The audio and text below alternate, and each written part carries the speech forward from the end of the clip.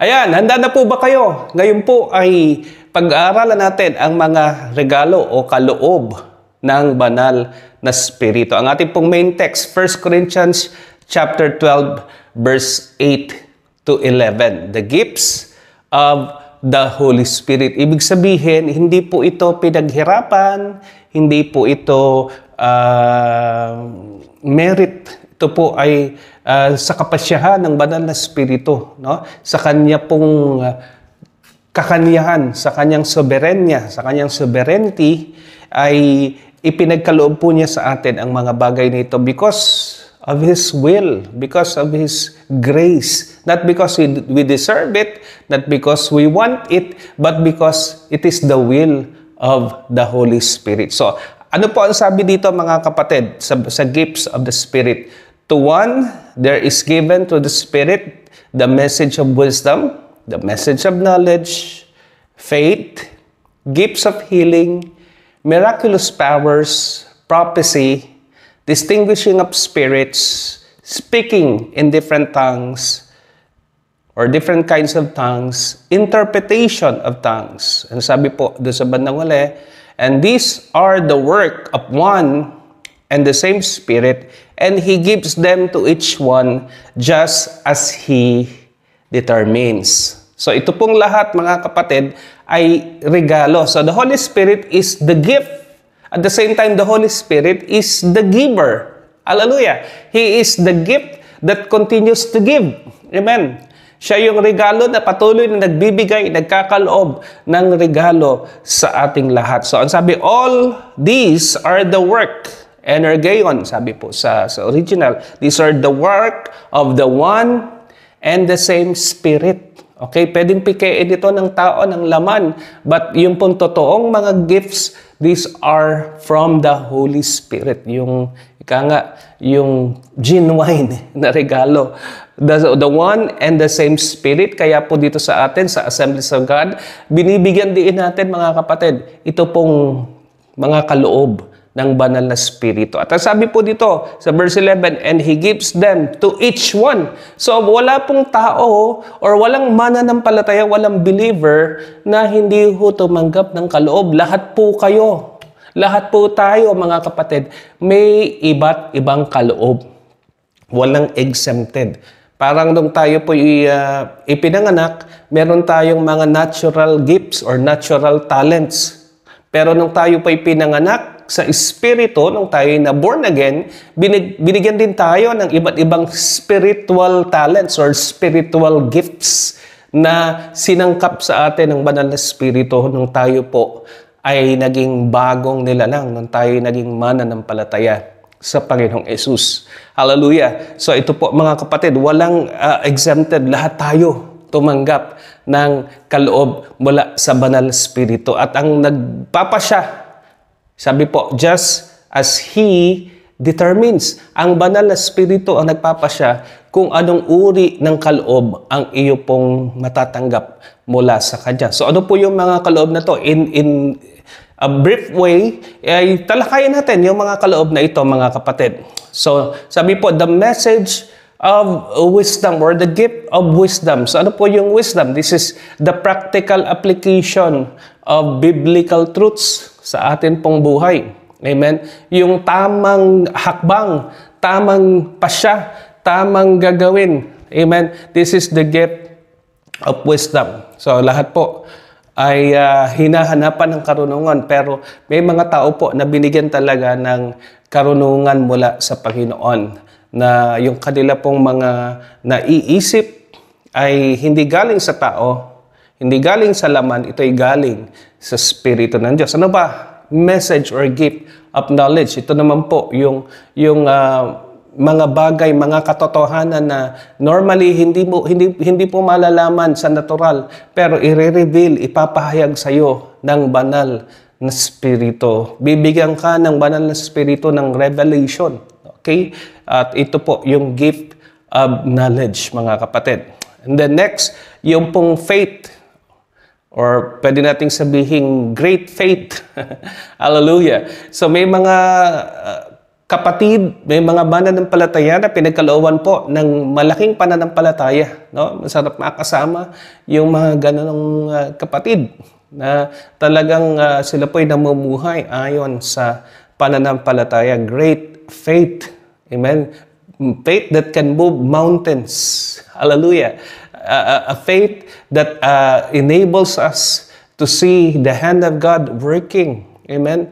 So pag may building project, dapat isama natin lagi yung mga taong merong gift of faith. Kasi nakikita nila, hindi yung nakikita ng mga mata ng tao, nakikita nila sa mata ng pananampalataya. Yung mga bagay na wala pa ngayon, pero sa isip, sa kanila pong mga paningin, andyan na. Sabi nga po ng aklat ng Ebreo, hindi ba? Yung pananampalataya is seeing things which are not yet seen. Pero alam natin ito po'y magkakatotoo at magaganap. It is because God is working and we know it by faith. Amen. So it is the gift of the Spirit. May mga taong pinagkalooban talaga ng kakaibang antas ng pananampalataya. Gifts of healing. So dalawa po ang ibig sabihin ng gifts of healing. May mga kapatid tayo na pinagkalooban po ng Panginoon, ng Banal na Espiritu na manalangin para sa mga may sakit at sila po ay gumagaling. Amen. The gifts of healing, naalala ko po, nung ako'y bago-bago palang mananampalataya, may kilala po ako na talagang lahat ng kanyang pinagpapray na may sakit ay talagang nakakaranas po ng kagalingan. Ako naman po iba. Pag ako yung nagpe-pray, natutuluyan. Either natutuluyan gumaling o natutuluyan umuwi sa Panginoon. Hallelujah. The gifts of healing. Pero yung tao din po, mga kapatid, yung isang tumanggap ng kagalingan, yung may sakit, tumanggap po din po siya ng gift of healing. Di ba? Siya po ay tumanggap ng kagalingan sa Panginoon. So ito po ay dual, yung nananalangin at yung may sakit na gumagaling ay tumatanggap po sila ng gift of healing. So sabi po ni Apostol Santiago, meron bang may sakit? Ang ilan sa inyo, ipatawag nila yung mga leader at sila po ay ipanalangin, pahiran ng langis, at sila po ay gagaling, ang sabi po doon. So, yung gifts na yun, mga kapatid, nag-ooperate pa rin. Kaya nga, tayo po ay nananalangin pa rin. Kasi si Jesus ay nagpapagaling. Sabi po ng Bible, by His stripes, we are healed, and Jesus is the same yesterday, today, and forever. Nagpapagaling pa rin po ang atin pong dakilang manggagamot. Amen. Hallelujah. Miraculous powers, signs and wonders. Hallelujah. Talagang makikita po natin na yung mga demonyo ay nagpupulasan. Nakita po natin yung mga himala ng Diyos, yung multiplication, yung pong mga imposible ay nagiging posible dahil po may mga tao po ang naginagamit ang Diyos para po i-work yung kanyang layunin at makita po natin na paparangalan ang Panginoon. Yun naman ang sukatan. Kung ito talaga ay galing sa Diyos, ang lundo lagi ay yung karangalan ng Diyos. Hallelujah. Prophecy, pagpapahayag ng mensahe mula sa Panginoon. Amen. So kasama rin po yung gift of knowledge doon sa gift of prophecy. May revelation ng Panginoon. Meron po siyang yung tinatawag nating mga mensahe na kailangan pong pakinggan at kailangan dinggin at kailangan sundin. Yun. At may mga tao pong binibigyan ng Panginoon ng ganon. And then distinguishing of the spirits or yung tinatawag nating discernment. Tatlo lang ang pwedeng panggalingan laman, demonyo o kaya ay ang banal na spirito. So binibigyan tayo ng discernment ng Panginoon kung ito bang manifestation, ito bang karanasan, ito bang pangyayari, ano ang pinag-uugatan, ano yung source niya. Is it demonic, is it of the flesh, or genuine na gawa ng banal na spirito? May mga binigyan po ng kapangyarihang i-discern or i-distinguish or i-judge kung ayaw po natin yung word na judge pero yun naman ang ibig sabihin talaga ng word na discernment, to judge the spirit. Ano ba pinanggagalingan nito? Di ba? Sabi nga natin, bawal ang judgmental, pero alam nyo po, in the spirit realm, dapat maging judgmental tayo kasi hindi lahat ng nakikita natin ay sa Diyos. Marami pong kilos galaw na mula sa laman ng tao or di kaya ay mula po sa demonyo. We have to be judgmental. We have to be discerning.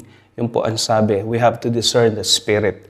At ito po ay gift ng Holy Spirit. Then, speaking in different kinds of tongue. Meron pong dalawang aspeto, yung speaking in tongues. Yung una, yung tayo po ay nabaptize ng Holy Spirit. Ang tawag doon ay initial physical evidence ng baptism in the Holy Spirit. Nagsasalita sa ibang wika. I-review nyo po yung Book of Acts. Ulit-ulit po, iisa po, consistent yung ebidensya o yung manifestation ng baptism. Ito po yung speaking in tongues. Yung pangalawa po, yung dito po sa Corinthians, ay yung paggamit ng tongues as a prayer language, as a praise to the Lord. Yan.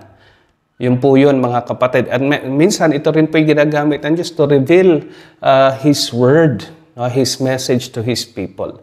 Yun po yung speaking in tongues dito po sa 1 Corinthians 12, verse 8 to 11. So, wag po nating ipagkamali na parehas po yung dalawa na magkaiba po yun.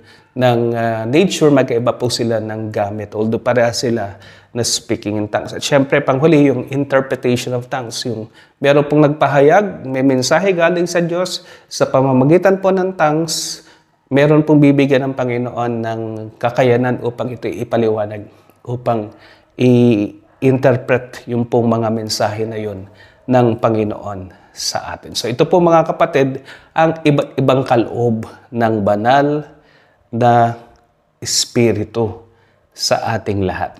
Amen. Purihin po ang Panginoon. Nawa ay madiscover ninyo yung kaloob na tinanggap ninyo mula sa Panginoon. Ito po'y lalo pa nating mapaghusay, ma-develop, at ito po'y magamit natin para sa kaharian ng Diyos, sa kaluwalhatian ng Panginoon, sa ikatatatag ng Kanyang Iglesia, for the edification of the church, to the glory of God. Amen. Use your gifts. Discover, develop, and deploy the gifts that the Holy Spirit has given you. God bless you. God bless po mga kapatid.